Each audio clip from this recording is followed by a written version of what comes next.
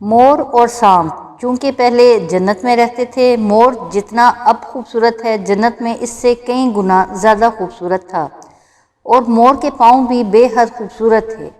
سانپ کو بھی جنت میں اللہ نے پاؤں سے نواز رکھا تھا، اور سانپ کے منہ سے جنت کی خوشبو جسے ابرک کہتے ہیں آتی تھی، کیونکہ مور اور سانپ جنت سے باہر آیا جایا کرتے تھے۔ ایک دن جب دونوں جنت سے باہر آئے تو ان کی ملاقات شیطان سے ہوئی، کیونکہ شیطان کو اللہ نے جنت سے داخل نکال دیا تھا اور داخل ہونے کا ذریعہ نہیں تھا۔ شیطان کسی بھی طرح دوبارہ جنت میں داخل ہونا چاہتا تھا۔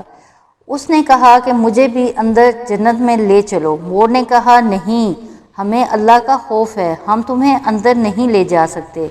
شیطان نے سانپ کو اپنی دوستی کا واسطہ دیا، تب سانپ نے شیطان کو مشورہ دیا کہ تم سانپ بن جاؤ اور میں تمہیں نگل کر جنت میں جا کر اگل دوں گا۔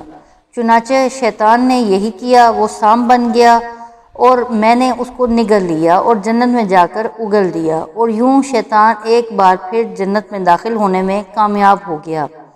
جنت میں داخل ہونے کے بعد شیطان نے حضرت آدم علیہ السلام اور بی بی حوا علیہ السلام کو ورغلایا۔ اس نے تمہیں منع کیا، جیسے حضرت آدم علیہ السلام اور بی بی حوا نے پھل کھایا، اللہ نے ان دونوں سے جنت کا لباس اتار دیا اور جنت سے نکال کر زمین پر بھیج دیا، اور مور سے اس کی خوبصورتی چھین لی، اس کے پاؤں کو اتنا بدصورت کر دیا کہ وہ ساری زندگی اپنے پاؤں کو دیکھ کر روتا رہتا ہے، اور سانپ کے منہ سے خوشبو اور پاؤں بھی چھین لیے، اور سانپ کی خوشبو کی جگہ ہمیشہ کے لیے زہر بھر دیا۔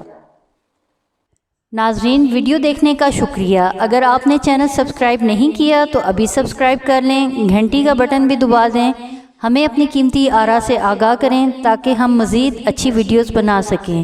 بہت شکریہ، جزاک اللہ خیر۔